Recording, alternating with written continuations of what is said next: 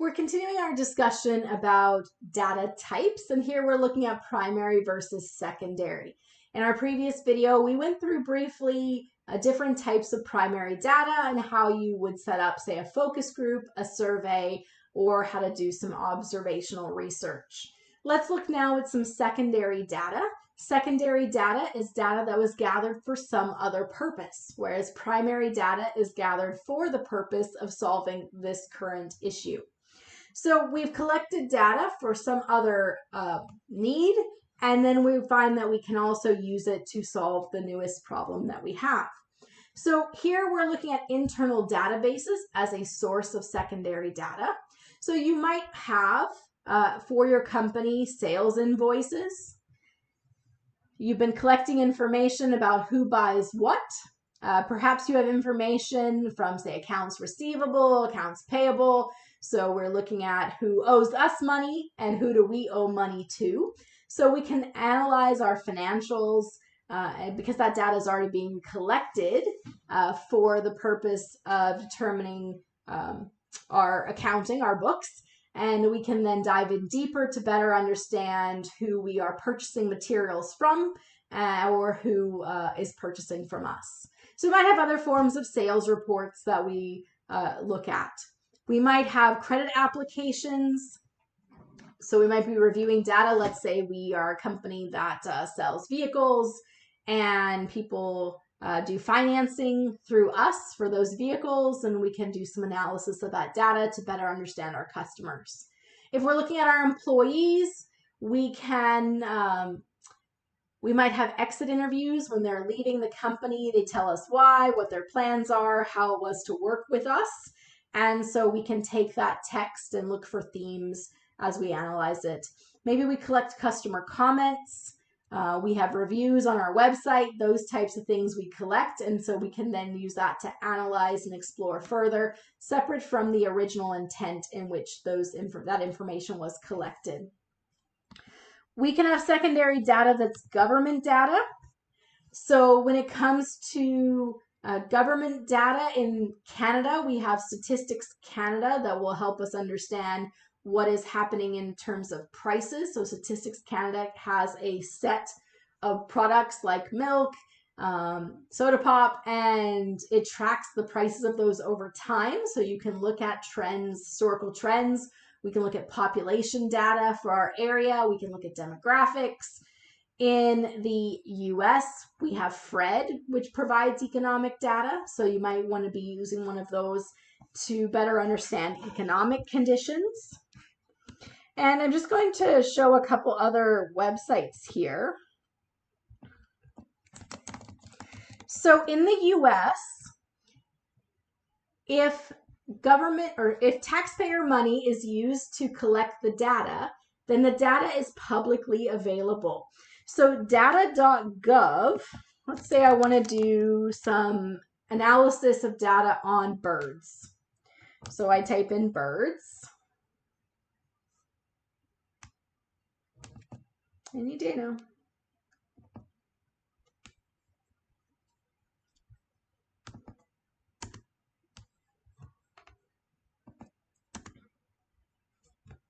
Let's try this again. Come on, give me some data about birds.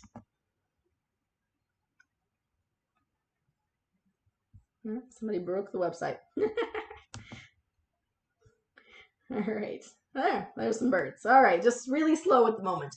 So let's say I want to do some analysis. I can use existing data that's already been collected using taxpayer money. Perhaps that will help address a question I have, a research question I'm working on. So here's bird monitoring data for 10 years, biodiversity by county. So rather than doing primary data where I'm having to find the information and collect the information myself, perhaps the information has already been collected for a different purpose, and I can then analyze it to resolve the questions that I have. So data.gov is one source. In Canada, we also have different municipalities collect information. And so that's like this data.calgary.ca.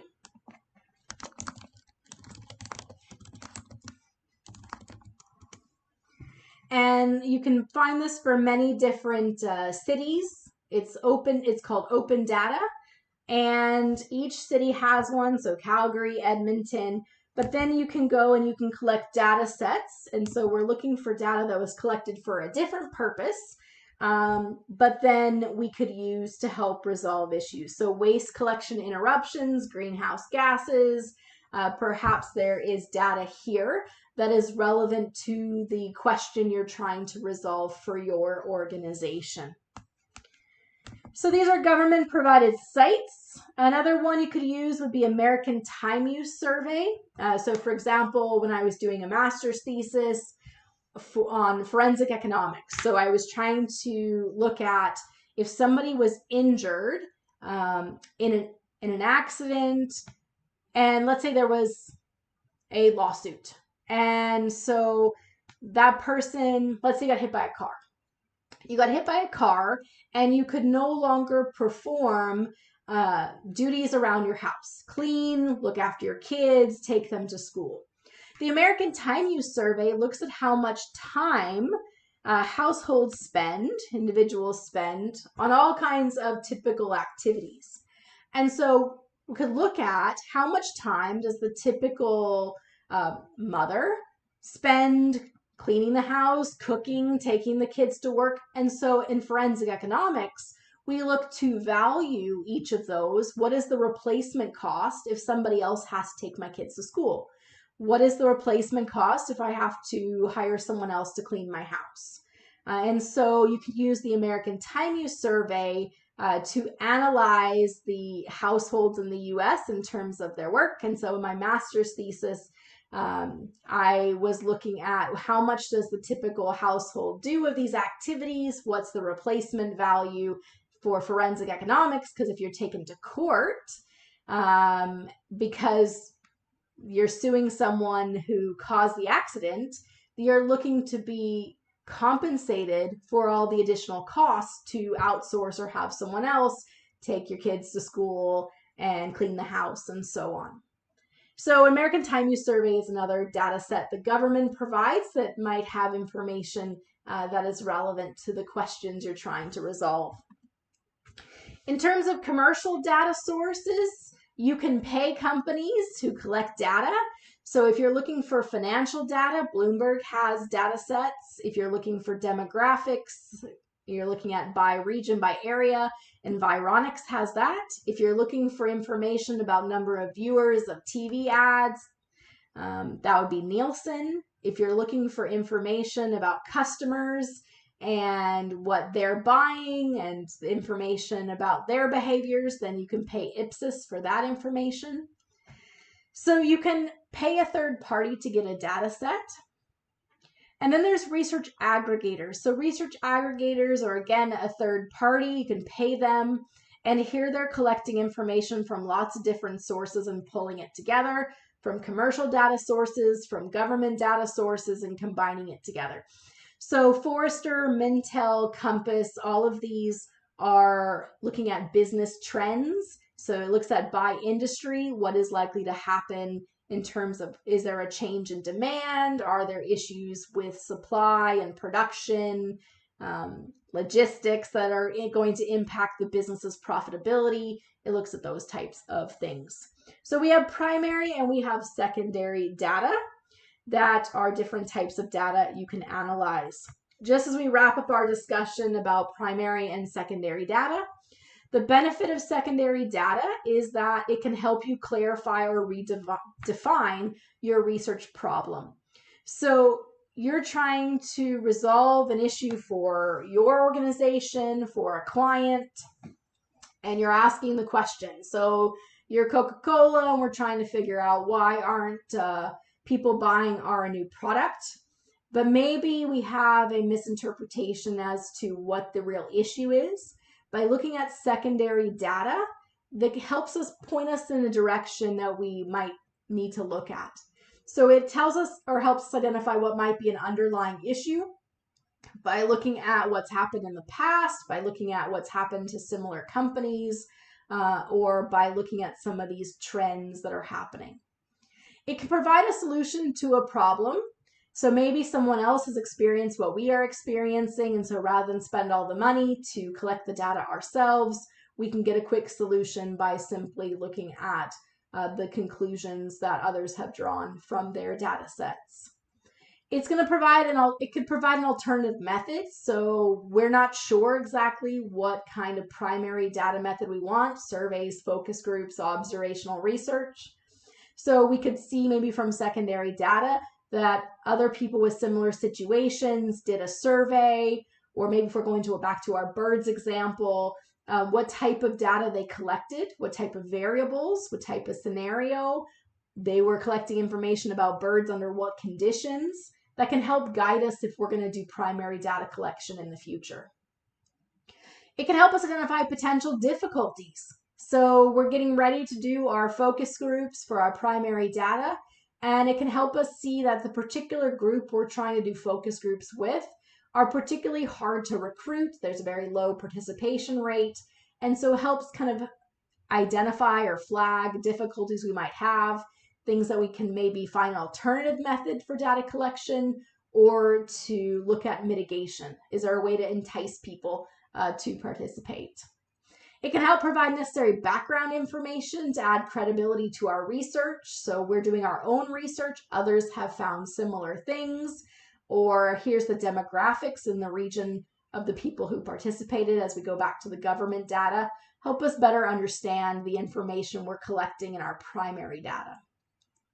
The challenge, of course, with secondary data is it could be that no one has collected exactly the information you need. Maybe it's the information they've collected is it's not relevant. Maybe it's a similar but not the same industry, a similar but not the same problem. Maybe times have changed, so the data that others have collected is just too old because life has changed so much from then. Maybe the data and the analysis was pre-smartphones or pre-social media, pre-COVID, and so may not be relevant anymore. Maybe there's issues with accuracy. Of course, you're trying to look at who collected it, why did they collect it, what was gathered, and another typo. I didn't even finish bullet point 3. What else goes by in that parentheses? I don't know. But it's looking at the information as to the conditions in which the information is collected. Are you confident in its accuracy, in its ethics, to be able to rely on it? Sometimes you don't have all the detail and information that you feel like you need in order to truly trust it. And then the other piece, and probably the biggest one, is that the depth of the information is just not sufficient for what you're trying to do, right? The challenge is when other people collect information is it's not you collecting the information, it's not your issue you're trying to resolve. And so because of that, it's missing a couple things that you feel are crucial. So we have to weigh whether it's better to do primary or secondary data. In the last couple of videos, we've been looking at big data. Big data is typically secondary data because you're collecting information and putting information into databases, or you're scraping websites. The information exists for a different reason. Maybe you're pulling information from websites, so someone put it on a website to send out an idea or communicate. You're pulling it for a different purpose. Or it's a database to track your customers, or a database to track your production. And so those exist for a different purpose, and we're going to then analyze them to improve the organization.